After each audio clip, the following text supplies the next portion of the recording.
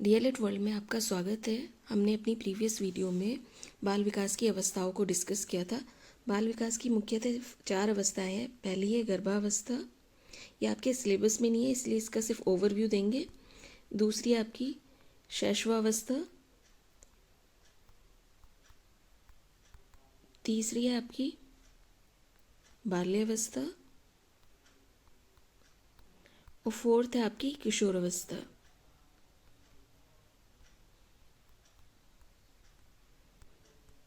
इस वीडियो में हम गर्भावस्था के बारे में डिस्कस करेंगे कि गर्भावस्था होती क्या है ब्रीफ में, और शैशव अवस्था को डिस्कस करेंगे। शैशव अवस्था की विशेषताएं,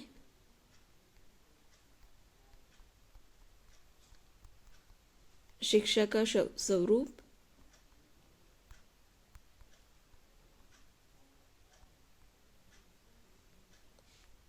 मनोवैज्ञानिक विचार।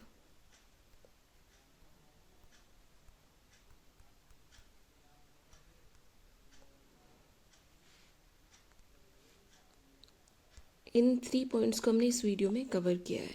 अब जानते हैं कि गर्भावस्था होती क्या है।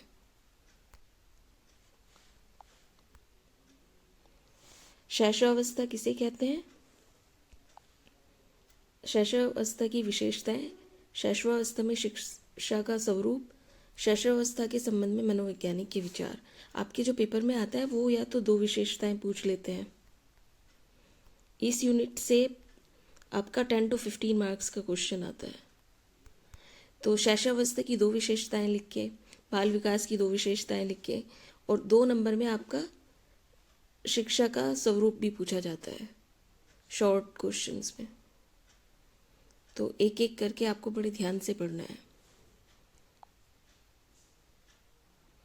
और 1 नंबर में आपका शैशवावस्था किसे कहते हैं, ये आपका 1 नंबर में पूछा जाता है वेरी शॉर्ट में।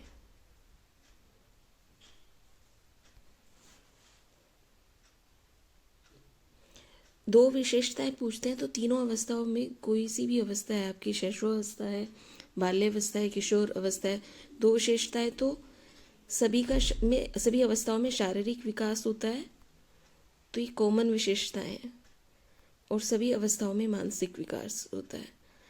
तो आप ये 2 अवस्थाएं तो याद ही कर लीजिएगा कि इन अवस्थाओं में किस प्रकार से शारीरिक विकास होता है और किस प्रकार से मानसिक विकास होता है।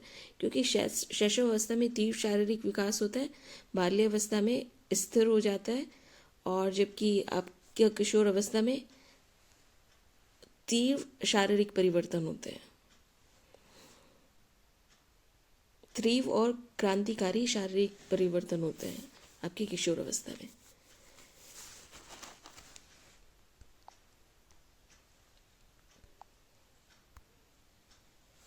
तो पहले थोड़ा सा देख लेते हैं कि गर्भावस्था क्या होती है। बाल विकास की प्रारंभिक अवस्था होती है गर्भावस्था। गर्भावस्था का जो समय है वो गर्भाधान से जन्म तक होता है। और गर्भावस्था में क्या होता है गर्भाधान से जन्म तक? 0 पे आपका गर्भावस्था को मुख्यतः 3 भागों में बांटा गया है। पहला आपका जनन अवस्था, फिर होता है भ्रूणकाल। आपका जो 2 सप्ताह का जो समय होता है उसको जनन अवस्था कहते हैं, जो कि भ्रूणावस्था होता है जिसमें भ्रूण तैयार होता है। और फिर आपका 3 सप्ताह से 8 सप्ताह तक का समय जो होता है वो होता है आपका भ्रूणकाल। इसको गर्भावस्था भी कहते हैं और ये भ्रूणकाल कहलाता है, 3 सप्ताह से 8 सप्ताह तक का समय। जबकि 10 सप्ताह यानी 9वें सप्ताह से 8 सप्ताह के बाद आपका 9वां सप्ताह शुरू होता है। 9वें सप्ताह से लेकर जन्म तक का जो समय होता है वो आपकी कहलाती है गर्भस्थ काल। तो गर्भावस्था को 3 चरणों में बांटा गया है। और गर्भावस्था में क्या होता है ना, आपका गामक व शारीरिक विकास होता है। गर्भावस्था में कैसा विकास होता है? गामक व शारीरिक विकास होता है। आपका जो गामक विकास होता है वो गर्भाधान से 5 वर्ष तक चलता है, जन्म के 5 वर्ष तक।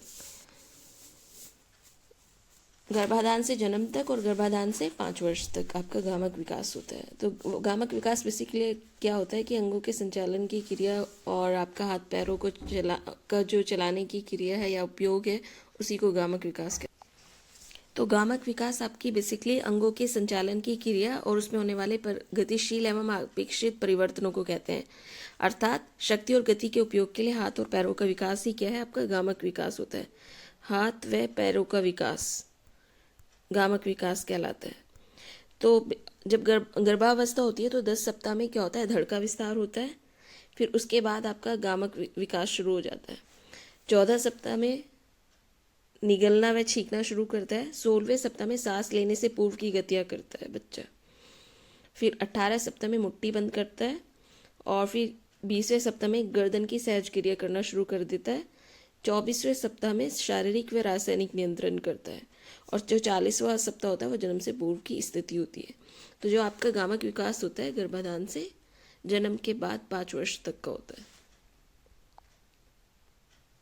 यही आपकी गर्भावस्था है। अब हम डिस्कस करेंगे कि शैशवावस्था क्या होती है।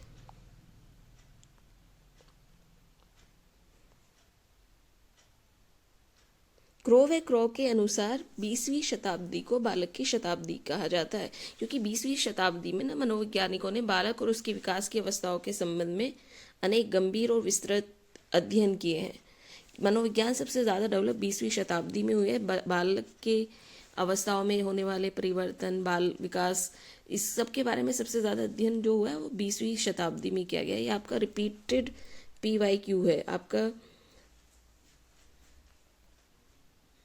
ऑब्जेक्टिव में भी आता है 1 मार्क्स में और आपका वेरी शॉर्ट में भी आता है। तो 20वीं शताब्दी को बालक की शताब्दी किसने कहा, क्रो ने कहा। और 20वीं शताब्दी को बालक की शताब्दी क्यों कहा जाता है, क्योंकि इस शताब्दी में मनोवैज्ञानिकों ने बालक और उसके विकास की अवस्थाओं के संबंध में अनेक गंभीर और विस्तृत अध्ययन किए हैं।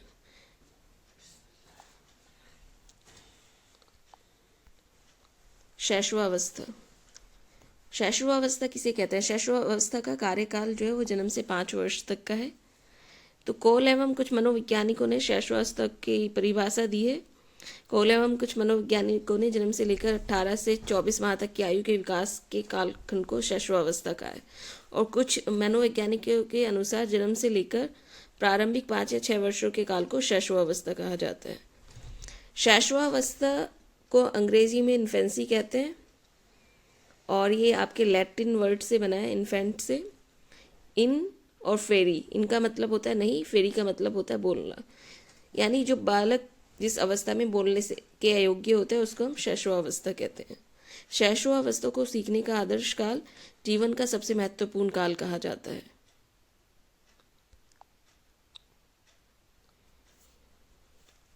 तो आपको ये याद रखना है कि सीखने का, क्योंकि ऑब्जेक्टिव में इसी तरह के क्वेश्चंस होते हैं और वेरी शॉर्ट में, कि सीखने का आदर्श काल किसको कहते हैं या जीवन का सबसे महत्वपूर्ण काल किस अवस्था को कहते हैं। तो आपका शैशवावस्था को सीखने का आदर्श काल और जीवन का सबसे महत्वपूर्ण काल कहा जाता है।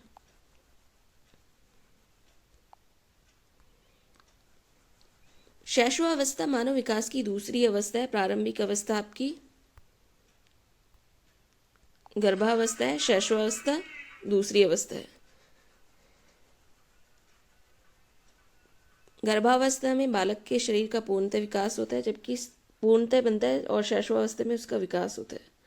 जन्मोपरांत की अन्य अवस्थाओं की तुलना में शैशवावस्था में सबसे तीव्र गति से वृद्धि व विकास होता है।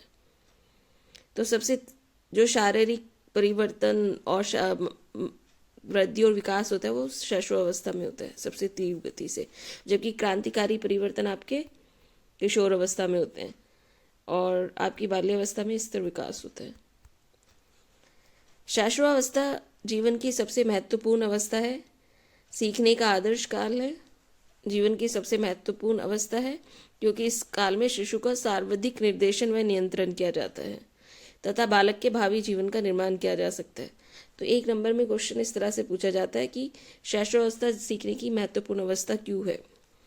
तो क्यों है, तो इसमें सिंपल है कि आपको बताना है कि क्योंकि इसमें शिशु का सर्वाधिक निर्देशन में नियंत्रण किया जाता है, क्योंकि सबसे ज़्यादा उसको इंस्ट्रक्शन मिलती है शैशवावस्था में।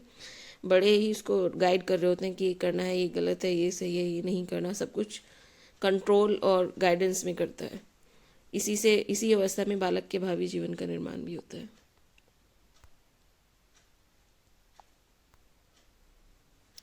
अब हम देखते हैं कि शैशव अवस्था को क्या किस किस नामों से पुकारते हैं, क्योंकि एक नंबर में आपका ऑब्जेक्टिव में आता ही आता है।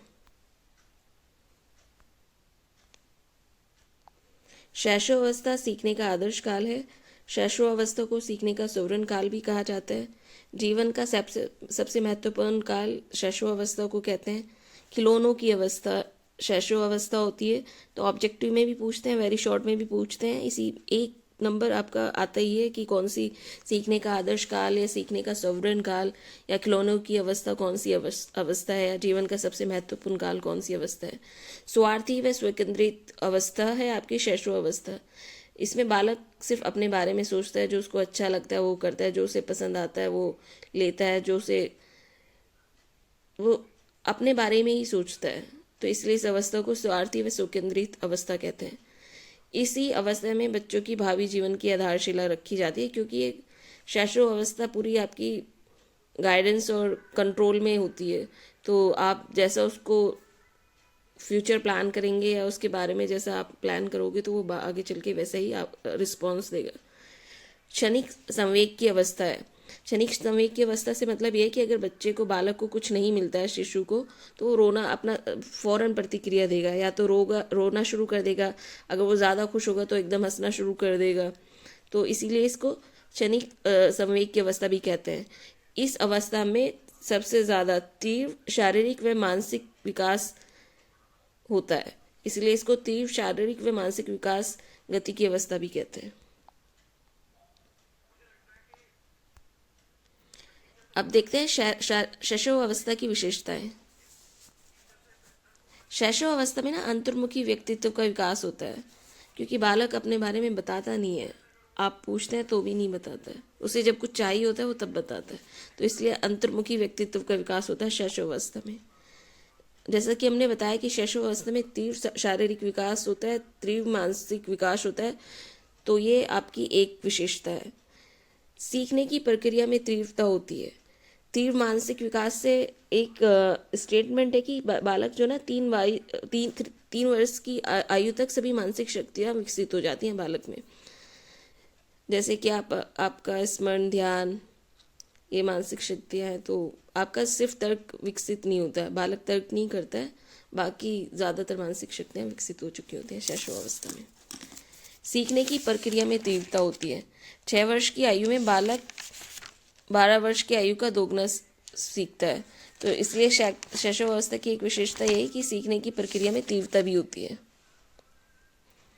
तो बालक की शैशव अवस्था में जो मानसिक शक्तियाँ होती हैं वो होती है ध्यान, स्मृति, कल्पना, संवेदना, प्रत्यक्षीकरण। क्योंकि प्रत्यक्षीकरण, पहले बालक पहचान नहीं पाता है, जब छोटा शिशु होता है तो फिर वो धीरे धीरे पहचानना शुरू करता है, छूकर देखता है, तो उसी को प्रत्यक्षीकरण कहते हैं। 4th है आपका कल्पना की सजीवता, कल्पनाशीलता। यानी उसको काल्पनिक जो तथ्य होते हैं वो ना सजीव होते हैं, उसको वो कल्पना के में ही, मतलब अगर उसके सामने कोई कहानी होती है तो उसको वास्तविक लगती है। अगर आप तो कल्पना की दुनिया में रहता है शिशु। आत्म प्रेम की भावना उसकी एक विशेषता है। दूसरों पर निर्भर होता है शिशु। जिज्ञासा की प्रवृत्ति होती है। वो आपने देखा होगा कि जब मिरर में अपने आप को देखता है तो वो उसको छूने की कोशिश करता है, वो हर चीज़ को पहचानने की कोशिश करता है। तो जिज्ञासा की प्रवृत्ति सबसे ज़्यादा शैशव अवस्था में होता है। नैतिक भावना का अभाव होता है, क्योंकि नैतिक भावना उसमें विकसित नहीं होती, इसलिए नैतिक भावना का अभाव होता है। और बालक जो सीखता है, वो शिशु जो सीखता है वो अनुकरण से सीखता है। भाषा और जितना भी सीखता है वो अनुकरण से सीखता है। जो बड़े कर रहे होते हैं वही बालक कर रहा होता है। तो दोहराने या अनुकरण द्वारा सीखने की प्रवृत्ति शैशव अवस्था में ज़्यादा होती है। तो ये शैशव अवस्था की विशेषताएं हैं। इसके अलावा शैशव अवस्था में अकेले व साथ खेलने की प्रवृत्ति होती है। संवेगों का प्रदर्शन शैशव अवस्था में सबसे ज़्यादा होता है। जब शिशु जन्म लेता है ना, तो उसके पास जन्म के समय उत्तेजना के अलावा और कोई संवेग नहीं होता है, जबकि 2 वर्ष की आयु तक मुख्य रूप से 4 संवेगों का विकास हो जाता है। वह आपका भय, क्रोध, प्रेम और पीड़ा। तो ये आपका सीटेड पॉइंट ऑफ व्यू से बहुत ही इम्पोर्टेंट है कि बालक जन्म के समय बालक में जन्म के समय कौन से संवेग होते हैं? तो जन्म के समय सिर्फ उत्तेजना ही होती है, उसके अलावा कोई और संवेग नहीं होता है। जो 4 संवेग हैं वो 2 वर्ष की आयु तक विकसित होते हैं। वो है आपका भय, क्रोध, प्रेम और पीड़ा। जो शिशु व्यवहार है आपका मूल प्रवृत्तियों पर आधारित होता है। हंसना, रोना, बोलना, चीखना, ये उसकी मूल प्रवृत्तियाँ हैं। दूसरे बालकों में से रुचि हो भी सकती है और नहीं भी हो सकती है। आत्मगौरव होता है क्योंकि स्वार्थी और स्व केंद्रित होती है शैशवावस्था।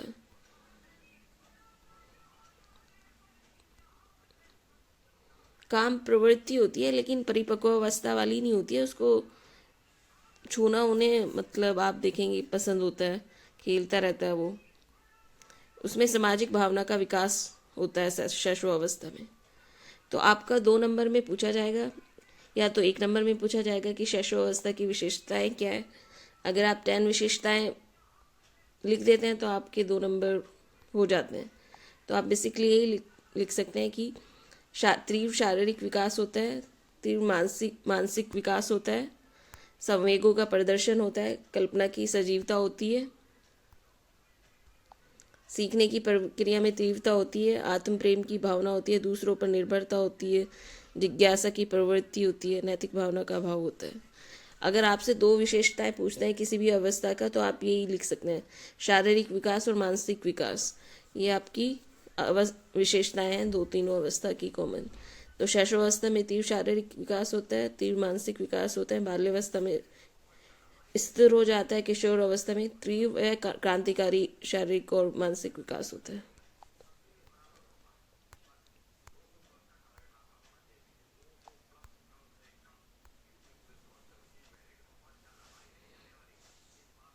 शिशु कल्पनाशीलता या कल्पना की सजीवता होती है शिशु में। तो वही है कि इसका अर्थ यही है कि कल्पना के जगत में विचरण करता है और उसी को वास्तविक संसार समझता है। अगर मूवीज़ देखेगा तो मूवीज़ तो वैसे नहीं देखेगा, वो छोटा होता है बालक, लेकिन हाँ अगर कहानियाँ वगैरह उसको छोटे बच्चे को कहानियाँ सुनाती हैं दादी नानी तो वो उनको वास्तविक समझता है। शिशु का जो मानसिक विकास होता है वो ज्ञानेंद्रियों के माध्यम से होता है। वो जो देखता है, समझता है, सुनता है, बोलता है, उन उसी के माध्यम से उसका मानसिक विकास होता है। तो शिशु में जो मानसिक शक्तियाँ होती हैं वो आपकी इन स्मृति का विकास होता है, ध्यान, कल्पना, संवेदना और आपका प्रत्यक्षीकरण, ये सभी शक्तियाँ विकसित हो जाती हैं, मानसिक शक्तियाँ।